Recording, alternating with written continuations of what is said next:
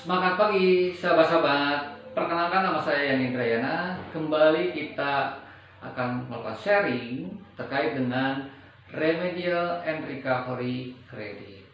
Nah, sebelum kita memasuki apa itu remedial and recovery credit, kita bahas dulu apa sih itu kredit. Nah, kredit kalau dalam bahasa Yunaninya adalah credere atau credo, yaitu kepercayaan. Jadi antara debitur dan kreditur harus saling percaya. Nah, skemanya adalah langkah pertama menganalisa kredit. Untuk petugas ya, menganalisa kredit ada 8 langkah. Langkah pertama ada pre-screening, melihat secara detail tahap awal dokumen-dokumen yang diajukan, melihat secara kasat mata usahanya seperti apa. Nah, itu kita kumpulkan. Dan itu kita kumpulin. Yang langkah kedua adalah pengumpulan datanya. Itu lebih dalam lagi. Ya, hal-hal yang diminta dari akun-akun neraca, transaksi dan sebagainya. Barulah kita yang masuk ke langkah ketiga, yaitu verifikasi data. Nah, di sini banyak kelemahan teman-teman. Yang perlu dilakukan adalah verifikasi tidak hanya langsung bersumber dari debitur, tapi juga harus dari relasinya, yaitu dari supplier, dari buyer, terus dari tetangga sebelah, dari komunitasnya dan sebagainya, untuk menilai kredibilitas calon debitur. Langkah yang keempat adalah menganalisa laporan keuangan ya, dan aspek perusahaan lainnya.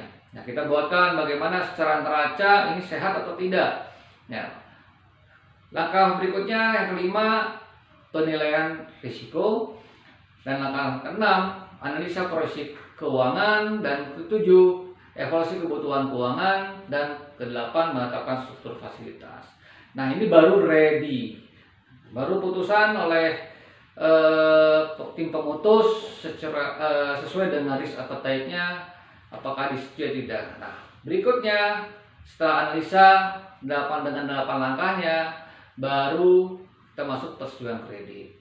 Ya, persetujuan kredit kita sekarang SKK, surat keputusan kreditnya.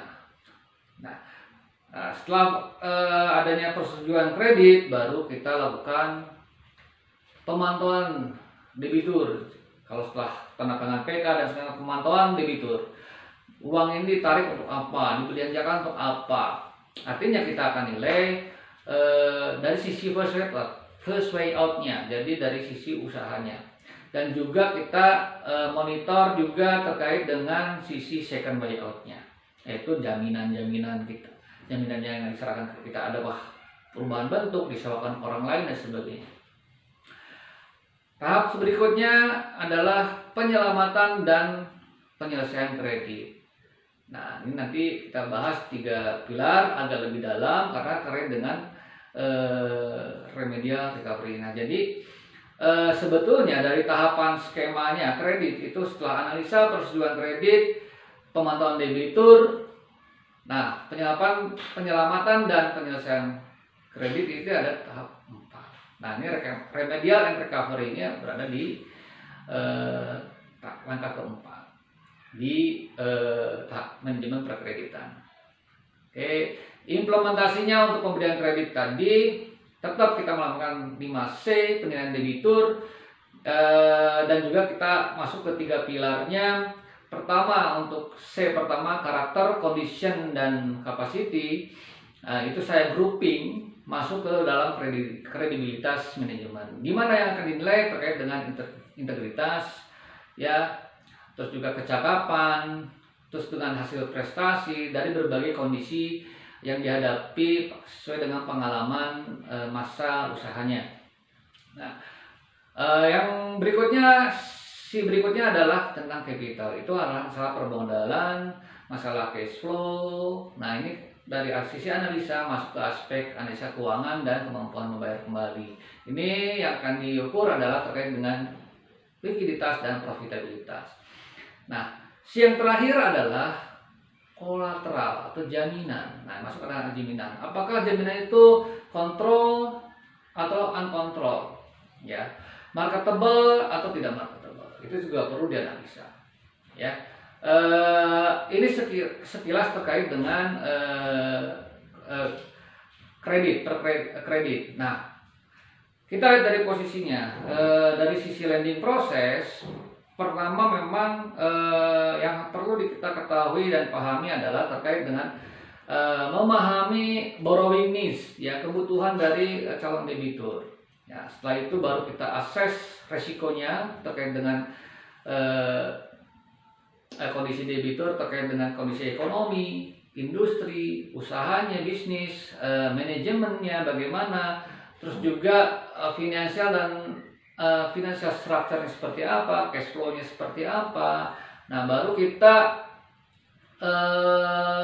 reduce risk atau dengan memitigasinya, lihat dari sisi jaminan, garansinya seperti apa, covenant-nya bagaimana, condition-nya bagaimana, loan structure kita paskan dengan sisi usahanya itu seperti apa. Ya, disesuaikan dengan kondisi calon debitur.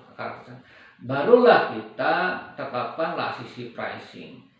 Pricing sendiri kita bisa mengacu kepada resiko yang dihadapi. Biasanya KI itu karena lebih panjang, upload fund itu biasanya tingkat suku bunganya agak lebih tinggi. Ya, terlebih kalau misalkan kredit itu adalah KTA. Nah, tidak ada jaminan hanya dari sisi penghasilan, ya, dari gaji saja. Artinya itu price-nya biasanya lebih tinggi. Ya, ini terkait dengan penetapan interest, ya, terus provisi administrasi yang dikenakan kepada debitur. Nah, barulah kita loan management. Loan management ini adalah mengelola kredit, ya. It's about taking care of loan until it's paid back. Jadi sampai dengan dia lunas, ya. Jadi loan monitoring ini merupakan loan management ini terkait dengan loan monitoring itu merupakan tahap akhir lah dari suatu proses kredit yang normal. Tidak bermasalah sampai dengan kredit tersebut terbayar. Nah, teman-teman, ya, kita masuk masalah terkait dengan kredit bermasalah. Kapan, ya, kredit itu dikatakan bermasalah? Ya. Jadi kredit itu menjadi bermasalah ketika term and condition yang kita sepakati di perjanjian kredit tidak dapat dipenuhi oleh debitur. Ya, ini bisa terjadi bahwa itu adalah kegagalan suatu kredit, di mana suatu kondisi debitur itu gagal dalam memenuhi kewajibannya dalam membayar baik itu kewajiban bunga maupun pokok yang telah jatuh tempo, baik itu jatuh tempo bulanan atau memang jatuh tempo sampai dengan perjanjian kreditnya. Nah, ada beberapa faktor, ya, terkait dengan adanya default kredit ini. Ya, ada faktornya berasal dari internal dan juga dari eksternal. Nah, di internal ini terbagi dua, ya, dari sisi debiturnya dan dari sisi kreditur atau dari banknya.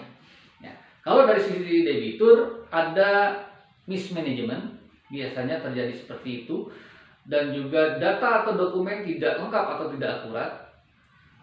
Terus gagal dalam usaha yang lain, kadang-kadang ada ingin mencoba-nyoba atas bujukan rekannya karena profitable dan sebagainya, terus gagal. Ada juga terlalu ekspansif tanpa memperhitungkan resiko-resikonya dan dia tidak berpengalaman di bidang yang barunya. Dan juga ada yang tidak jujur atau niatnya tidak jujur, memang Anda tidak kooperatif dan tidak jujur lah, ingin melakukan fraud kepada bank. Nah, kalau dari si kreditur atau dari si bank, nah, biasanya ada beberapa faktor, ya, ini terkait dengan haus akan laba. Nah, ini terkait dengan target bar tinggi yang ditetapkan, proses dalam tekanan kadang-kadang kurang apa istilahnya, terlalu banyak relaksasi lah untuk memberikan suatu keputusan kredit. Itu tekanan dari petugas kredit itu kurang mahir dan kurang ada bimbingan. Jadi ada kurang pengalaman lah petugas pembimbing pegawai kredit, sehingga tidak jeli menganalisanya, tidak terlalu dalam, sehingga bisa jadi menyebabkan kredit debiturnya gagal. Nah, faktor lainnya untuk dari sisi kreditur adalah PK dan aksesorirnya kurang lengkap. Nah, ini tidak terlalu detail di sini, di ranah di ADC, dan juga mungkin dari syarat-syarat pencairan kredit yang ditetapkan oleh petugas kredit tidak mengawal penarikan dan sebagainya. Faktor lain berikutnya adalah kurang verifikatifnya debitur. Misalkan ternyata ada informasi negatif yang tidak terungkap, ataupun misalkan analisanya masih prematur atau verifikasi masih prematur.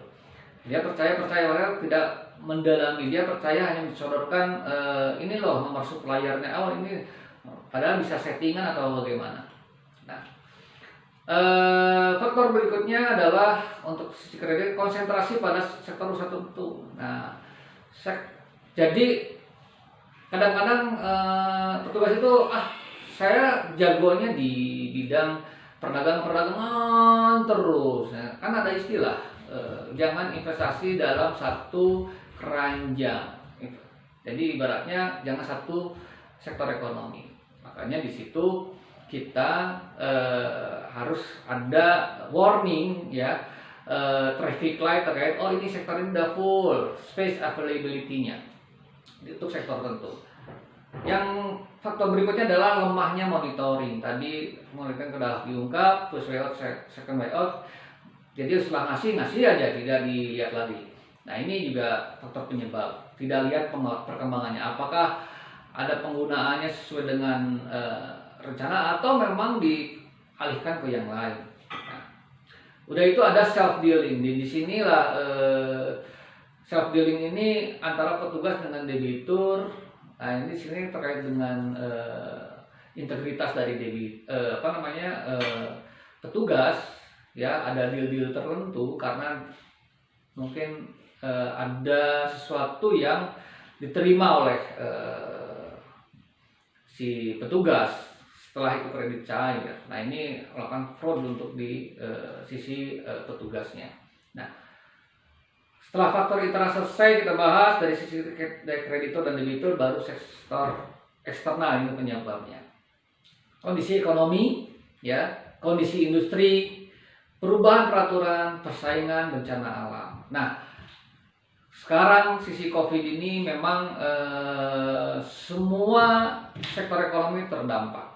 Nah, cuma ada beberapa yang sangat terdampak, itu seperti sektor pariwisata, transportasi, ya, perhotelan, perdagangan, pengolahan, pertanian, pertambangan, ya, terkait dengan turunannya itu terdampak, omsetnya turun drastis. Nah, untuk itu sisi pemerintah mengeluarkan program stimulus yang dikeluarkan oleh OJK dengan peraturannya nomor 11 POJK 03/2020. Nah, untuk menangani jangan sampai dengan kondisi COVID ini kualitas kredit itu memburuk. Ya, debiturnya saya mayang-mayang anteng gitu, dengan kondisi seperti ini pada drop usahanya sehingga kreditnya pada anjlok, ya, pada jatuh kualitasnya. Nah, di sini ada beberapa yang akan ditangani skimnya, yaitu penurunan suku bunga, perpanjangan waktu, pengurangan tunggakan pokok, ya, pengurangan tunggakan bunga, penambahan fasilitas kredit atau pembiayaan dan atau konversi kredit pembiayaan penyertaan modal sementara. Nah, oke. Nah, sekarang kita masuk nih sebagai petugas. Tentu OJK tidak memaksakan itu untuk penanganan program ini diserahkan kepada bank masing-masing. Nah, di sini kita akan sharing bahwa bagaimana sih kita menangani kredit bermasalah tuh.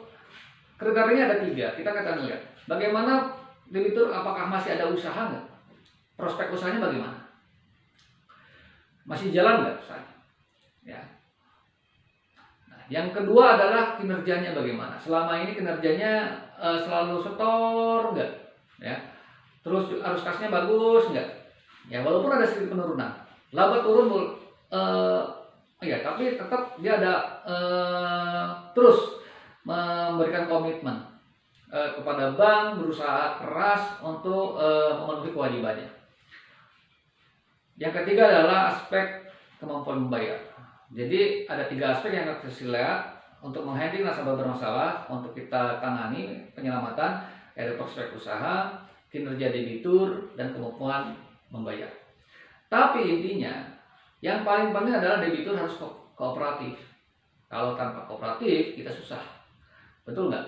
Nah, untuk prospek usaha kita lihat potensinya bagaimana ke depan, ya, kondisi persaingannya, kualitas manajemennya, dukungannya dari grup atau akreditasi, dari supplier dan sebagainya, apakah masih bisa survive nggak ke depannya. Walaupun memang sekarang kita akan di treatment sesuai dengan kondisi kemampuannya. Nah, ini uncontrollable-nya kita lihat. Ya. Nah, ini juga disesuaikan dengan kualitas ini konform peraturan Bank Indonesia, ya,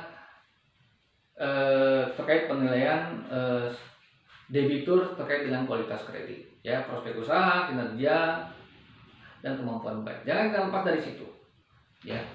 Nah, strategi penanganan kredit bermasalah ini sebetulnya kita bagi nih, ya, potensial dan non potensial. Nah, kalau non potensial kita masukin semua ke penyelesaian, bukan ke penyelamatan, ya, non potensial. Karena udah non potensial, ya, berarti bisa jadi usahanya udah tidak ada, ya, ibaratnya tinggal hartanya hanya jaminan saja. Ya. Yang potensial kita bagi 2, kooperatif dan non kooperatif. Kalau kooperatif, ya, kita laksanakan penyelamatan. Yang non kooperatif, yang tidak kooperatif, itu langsung penyelesaian, eksekusi. Nah, penyelamatan kredit ini ada beberapa skemanya. Ada restrukturisasi, ada perjanjian penyelesaian hutang (PPH), ada penetapan dengan interest balance payment. Ya, kita sesuaikan bunganya, apa ditunda sampai ke belakang. Pokoknya pada masa krisis ini dia masa berapa kita sesuaikan, ya, ibaratnya dengan kemampuan debitur dulu. Nanti belakang kalau udah lifting, usahanya COVID selesai, usahanya lifting, baru kita sesuaikan. Ada skema pengelolaan aset, ada juga skema debt to convertible bond swap, jadi obligasi kan. Tapi biasanya pegawai bank ditempatkan di debitur, perusahaan debitur. Ada penyertaan sementara bank, ada juga penjualan aset jaminan, ada AIDA atau aset yang diambil alih. Biasanya dibeli untuk kantor, atau dibeli untuk rumah, aset jaminan rumahnya itu untuk coba di rumah dinas, atau strategi gabungan, jadi blending, ya. Nah, kita bahas biasanya 3 restrukturisasi. Biasanya kita terkait dengan rescheduling, reconditioning, restructuring. Nah, kalau rescheduling itu stretching atau rescheduling itu adalah penjagaan kembali yang jangka waktu dipanjangin sehingga pembaginya tambah banyak, jadi angsurannya makin menurun, ya, angsurannya menjadi menurun disesuaikan dengan kondisi. Berapa sih kepanjangannya? Nah, Kalau BI jangka waktunya OJK itu treatment dari COVID ini itu maksimal setahun. Jadi ada yang 3 bulan, 6 bulan, 9 bulan sampai dengan setahun. Nah, itu disesuaikan dengan misalnya. Terus juga ada persyaratan kembali atau reconditioning. Reconditioning ini terkait dengan penundaan pembayaran bunga sampai dengan waktu tertentu, ya. Penurunan suku bunga bisa, pembebasan bunga dan sebagian pokok dan lain-lain. Nah, yang terakhir adalah penataan kembali atau restructuring. Restructuring ini rekapitalisasi itu bisa jadi pada saat penanganannya nasabah atau debitur itu ternyata harus diinfus tambah lagi nih dananya, bisa jadi. Tapi itu harus lebih dalam kajiannya, ya.